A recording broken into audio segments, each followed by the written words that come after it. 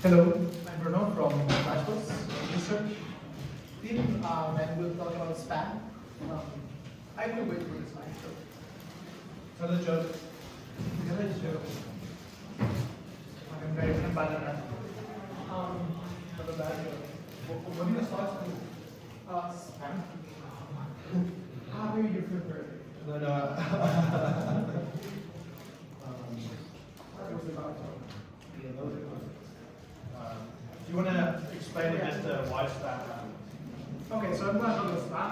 Spam usually happens in every L1, also to some extent, but mostly in L2 is the one where we can see it.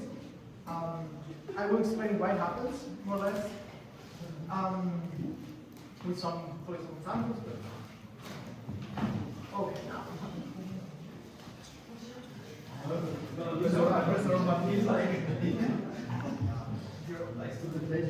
Okay, now, stand. Now, Yeah, just stop talking. what is my first? Spam.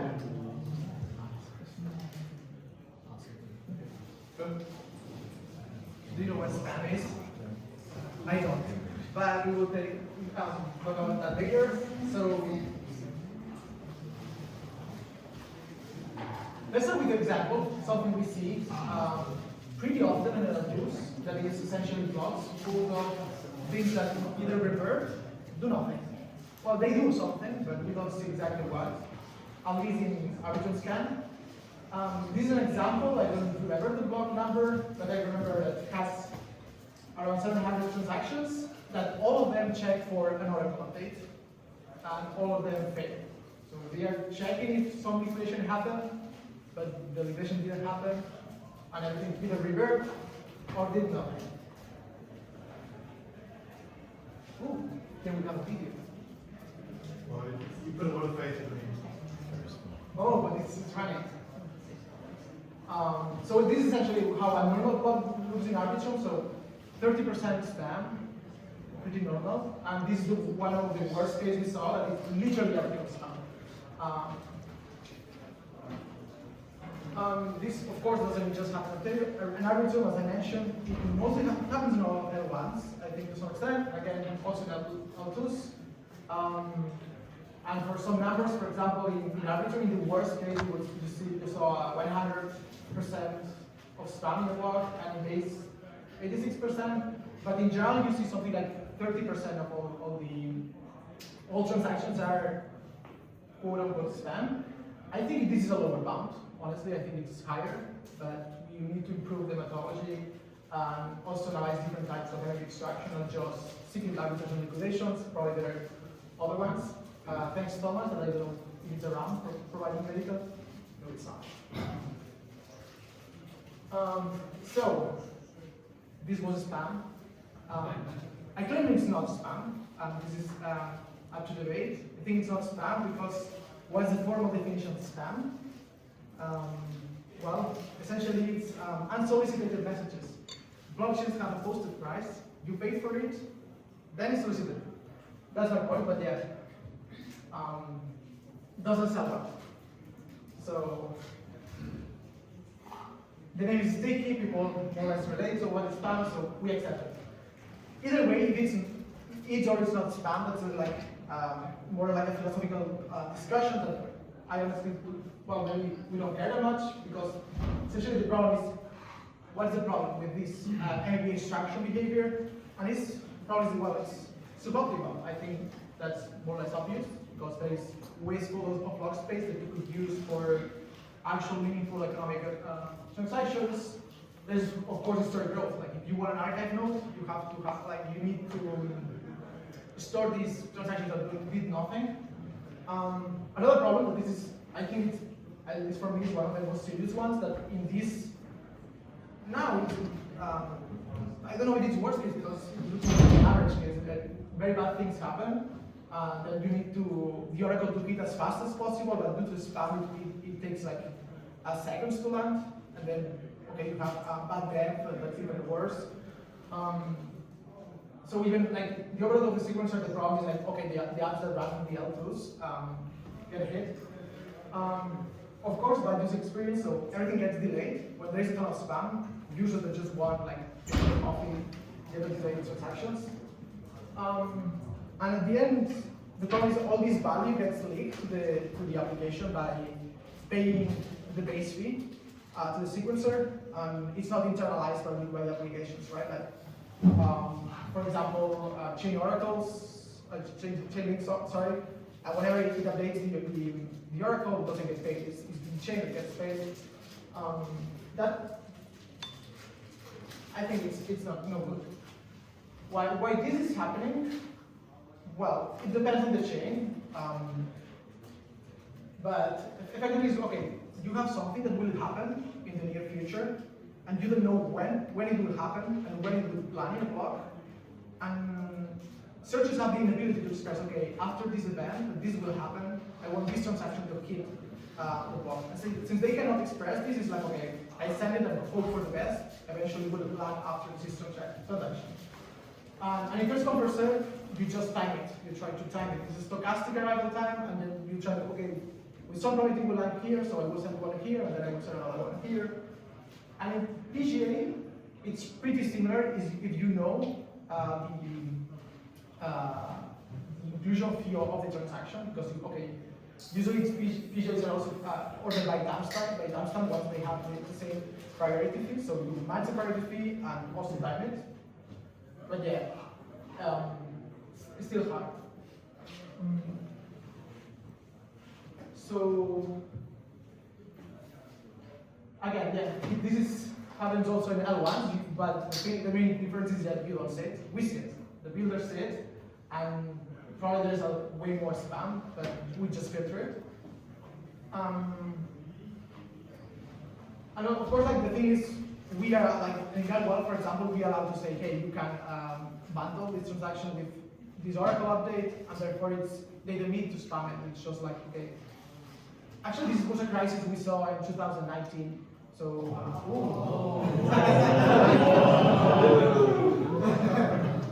so I don't know if you remember this crisis that we saw in GET when transactions were not ordered by time of arrival when there was the same priority fee, but they were ordered by randomly. So you saw like consecutive blocks of L1, full of just trying to liquidate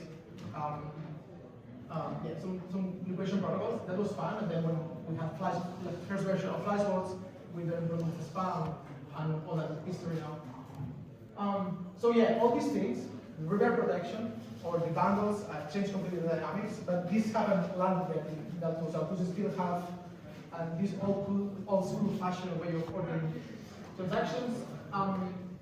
This is more or less what we are seeing these days on spam. Again, this is a lower bound. Thanks, Thomas. Maybe he can say some words about it. But this is Robert Smith's methodology, so this is just on cyclic arbitrage. And I think if we include regulations would be way higher. But also the downtrend is because both base fee and, if I can recall, arbitrage increase the base fee. And of course, if you increase the base fee, you reduce spam. And also there is just less things happening on chain, so less MEV and therefore less need for spam. Oh, now my favorite part. Now I'm more comfortable. So we try to model this. We try to model this how? So you can think this is a block. So 0 the starting of the block and 1 when it ends. And something randomly happens in the middle. You don't know when, but you want to time it. And so here we have two users, like the red and the blue, Alice and Bob, sending transactions, which each one a cost, that is the base fee, and the one that just lands just afterwards, take the opportunity, let's say $1. And thing is, they don't observe when this, they just observe after the block is finished, so they have to commit to a strategy beforehand. And the thing is, if they wait until the information is released and the other guy is playing this game, they are maybe too late, because I sent the transaction in 0.999, before the information is disclosed, with high probability I take the opportunity, I wait. And this is the games are being played right now. given these setups, what will searchers do? Well, long story short, it's hard. But we found out that there was just one symmetric equilibrium. And essentially, it's first you randomize when you send the first transaction. And the next ones are deterministic. We experiment the deterministic function maps these points are solutions of differential equations, that doesn't matter too much. But this is the structure of the span.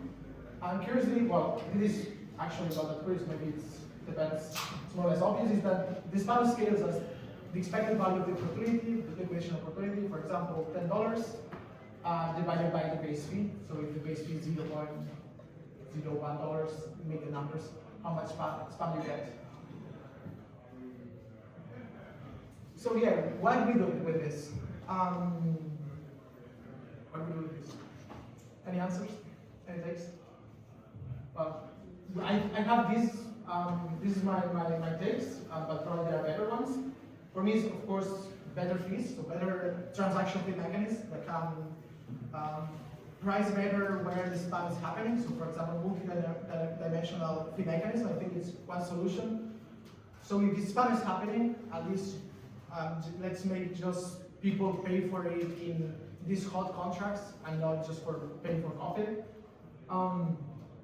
Another one, and this is, well, not easy, but it's reducing the spam. There's this one of these forms of spam is like cyclic arbitrage, and you could reduce it by just doing on-chain routing. This is something right now is not happening on L2s, but could happen. And why it could happen? Because it happens like there is cyclic arbitrage, and like the rule of thumb is like if you can do on-chain cyclic arbitrage extraction, you can also do better routing on-chain. So just doing on-chain routing will also improve it by reducing the expected MEV per block. And at the end, shortening the uncertainty window. There is a part of this spam is happening because a lot of things could happen in a block. So the shorter the blocks, the less things can happen per block. So the less the incentives to spam. So yes, multi-dimensional fees, flash blocks or shreds, depends if you're Solana or EVM guy. And here it's more the application layer, I would say, or the flow options. So future work, if anyone is interested in spam, for empirists, there is still a lot of work to do, I think, because we have a lot of information on averages. Like we can see more or less, okay, we can identify the spammers, we can more or less identify when they send transactions, but we cannot isolate per opportunity, or that hasn't been done yet, and it's hard. And it would be nice to understand per this, like not just on averages, but the actual distribution of spam. When, for example, 10 of October, and these kind of things. I think L2s could say way more. For example, Arbitrum has all the time logs, and it would be nice to do more analysis on when exactly transactions landed, and like all these details would be good to know them. And at the end, I think this one is very important. It's better estimating the searcher surplus. The numbers are moving around a lot, and will be interesting to see how efficient are these implicit mechanisms for extracting the MEV. Because right now, some people think there's a lot of margin, some people think that there's not that big. I honestly don't know. Maybe Will can say something about that, but maybe not. For theories, my favorite part there. There's a bunch of conjectures we didn't prove on the paper. Check it if you can prove some of them. And for practitioners, probably the most important one is if you're designing an app, be mindful of if you want to get back rank or front rank, because then you will generate a ton of negative externalities, and also you will want to capture the value. So maybe rethink how you design the application or how the L2 sequencing rules could improve. And yeah, these are the blog posts and papers if you want to read. Thank you for your time.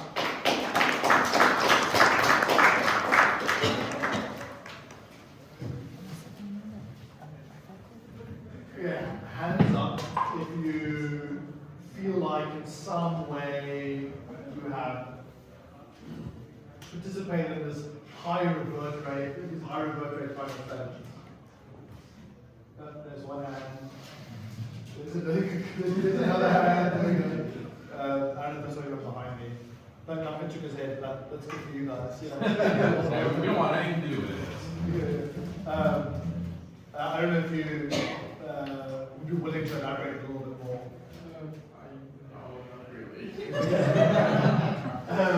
So, Thomas, could you just like share a little bit of your perspective on how, like what is the experience on the side of a liquidator, like Arbitrum, for example? On Arbitrum, I was liquidating on things, but as you mentioned, it's never, so the Oracle data is something which is really predictable, because the way a chain works is that they allow some deviation from the stale on-chain writing.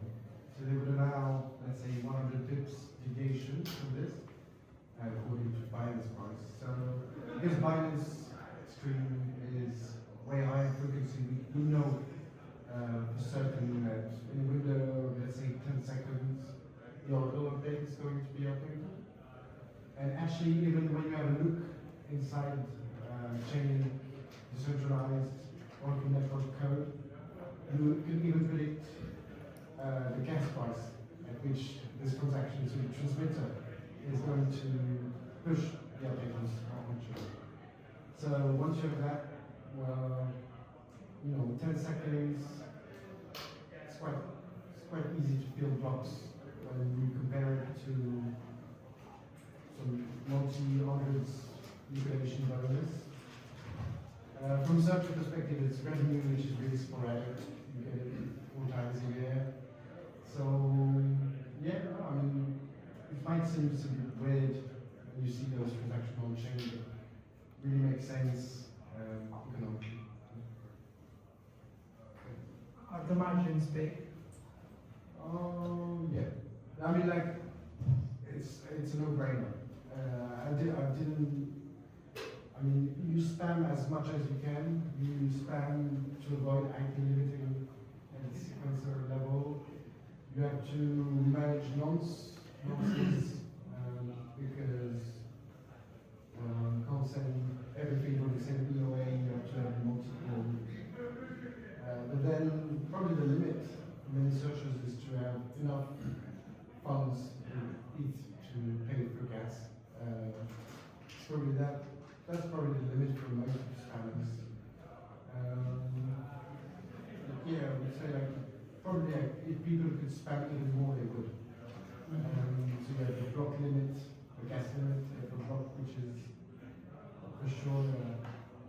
We see it on the Arbitrum, blocks are full, and on base it's the same. So if they could do it more, they would do that. Do you agree? You could spam more? Sorry? You could spam more? Could you repeat the question? Could you spam more? The last time we actually stopped spamming. How do mechanisms like Chainlink's auction for like internalizing the MEV generated by Oracle updates interact with this? Do you foresee more mechanisms for internalizing MEV to reduce spam at the application layer? Yeah, I think so. That's the first reasonable thing to do for me. As like Chainlink is what I would do, yes. I think they just passed SBR and L2 2 days ago, but searchers haven't reacted yet, so they're still spamming. But you could, essentially right now, you could just try to search there. And I would suspect that like spammers are just used to that. Maybe for a little bit more specific. The short-term trend is that they have released SVR on a bunch of chains now, but the spamming still continues. Probably just because people haven't like turned off the bots. But still, there is this idea of like second order MEV, where it runs an off-chain auction, they have some liquidation when they execute. But by the time that liquidation hits the chain, who knows where the price is, who knows where the state of the chain is. So there might still be an opportunity there. There's also potentially an incentive for people to delay the update as late as possible, maybe even for the liquidator to do that. If the gas price is predictable and that plays a role. Yeah. So I'm curious, earlier we spoke about FIFO, PGA, or like biofuel grains, different kinds of designs. For those who are like somewhat familiar with these strategies, Leona also has done some research on it. She's currently doing research on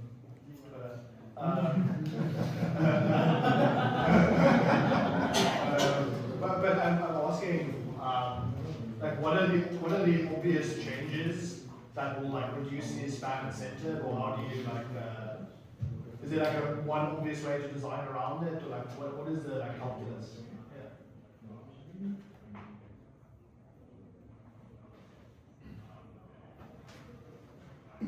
David, I think that question is. Yeah, no. No, I think like increasing gas prices, minimum gas prices, is probably going to get rid of a lot. What do you? It does. I mean, the base has been like, since the chocolate book.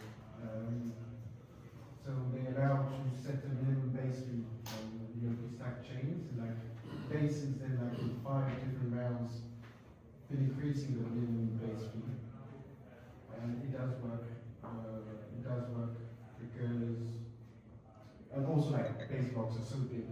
It's about 400 millions to execution gas. So, I mean, it's a way of solving it. We looked at so the base has been increasing since like December or something, the minimum gas fee. And in that time span, how we measured it, which might not capture everything, reduced by 34%. But normal user transactions were also reduced by 24%. So you forego some users by increasing the minimum base fee. There is a trade-off of doing. Yeah, also, it's really hard to measure it because you have many confounders there. Like next volume since December has been, Yeah. in bear markets, you have no incentive to spam because there's no readily available. And it's hard to tell really if this is the only,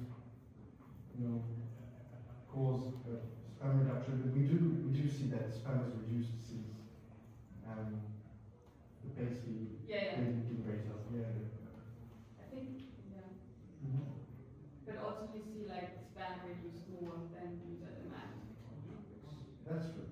That is in general, I would say, a good sign, but I'm not sure. Like, okay, if you have the hardware to process all the spam, keep processing it. But if you don't, maybe don't. They don't actually care about spam. I think maybe others don't care about much about spam. They get paid for it. It's a way of extracting value. If you offer them an option, maybe probably so the extracted energy from liquidation will be better routed to the chain rather than, because even if you increase the base fee, it's not still the optimum way of capturing this energy. You might want to have an option where people are competing to back on this or kind of thing. It's probably for the chain at least, and the user in the end is going to be more efficient for them. I don't know. But I was also seeing, I'm not sure to what extent it's true, that like base is being dropped by indexes because of the spam and it's in other That is something where like another should care. Or I guess they, I don't know, like it's probably good for the users to have some indexes available for that. Are there any Solana MCP balls in the house? We need to pronounce that. Okay. So I don't know if anyone else put up their hand, but I think this is why we were going to make subject pronoun to now being like asked about spam. But I think that is one of the questions. Yeah. Maybe you can answer. No, I think you would get spammed in NCP. Yeah. Yeah, I think they accept it. You just take it on the chin. Yeah, they get it and make blocks bigger. I would say that that's what we would do, but I don't know. I'm not a Solana guy, but I like the design. But just accept the there is a lot of uncertainty, right, on how things will be ordered. So that uncertainty creates incentives to just spam and see where your transaction will land. And I think on-chain searching is not that expensive on Solana. Yeah.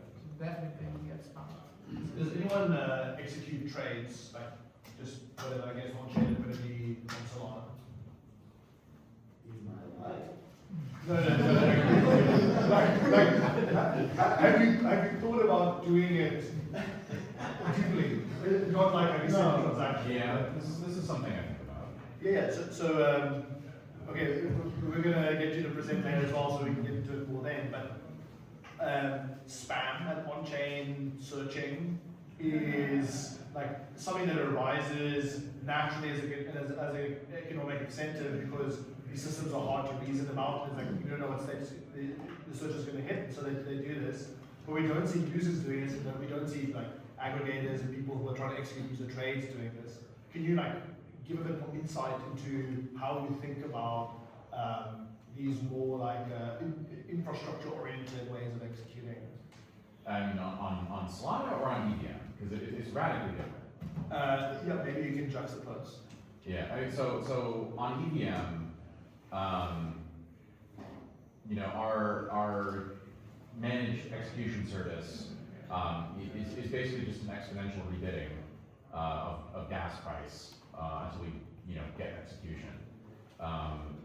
When the network is congested, the goal is to get execution. Even though the gas cost of our execution may be less than the gas reimbursement the user is paying us for that execution.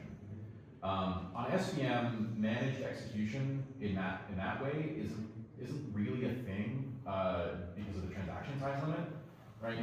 Carrying a additional signature is a substantial extra bloat in that transaction, which then severely constrains the number of legs that you can put into a swap, which correspondingly constrains your ability to exploit available liquidity, creating more MEV and reducing execution quality for the taker. Execution quality on Solana is kind of, hey, look, you're on your own, here's some instructions, go at it. Where on EVM, the increased complexity or the increased amount of state that you can access on EVM in a single transaction means that it opens up the possibility for meta transactions, it opens up the possibility for better JIT, which I'll talk about more, and it opens up the possibility for that managed execution to be then working hand in hand with block builders to reduce the leakage of that flow to the meta ecosystem. Okay, I have so many questions for you, but Douglas going to give a talk later, so we can just say it before he's on the hot seat. Does anyone have any last hot takes or insightful questions? Andrea's busy working on one. It'll come up in a second. So it's obviously auctions. Yeah. No, it seems backgrounding auctions seems to be a natural answer. I don't see why so if I was running a sequencer, I could just do it and be a source of revenue with like a boost. So I was just thinking there must be a reason why this is not done yet. Or maybe it's just that nobody knows about it. It just started. That's what Chainlink SVR. Yeah, but that would be for Oracle updates. I'm thinking like essentially, the same transaction someone like in your paper wants to send like just in case it led after a swap that moved the price. That's a transaction you could auction off the right to place it just after a swap. In which case you don't know what the swap does, so it's still somewhat probabilistic. But at least you remove one source of uncertainty, which is okay, you are gonna go after a swap. Yeah, why not? I mean, in some sense, some could pay arbitrary to do that. I mean, I don't know, I just brainstorming in my head why this has not been done yet. I think you break like first come first serve, right? In the Well, but start. they break it anyway with fast lanes. So in a sense, the sequencer get some structured way you can pay them to break that. Okay, next up we have Rita, they've done it. And so we can, I think it's a related topic. Thank you again, Bruno.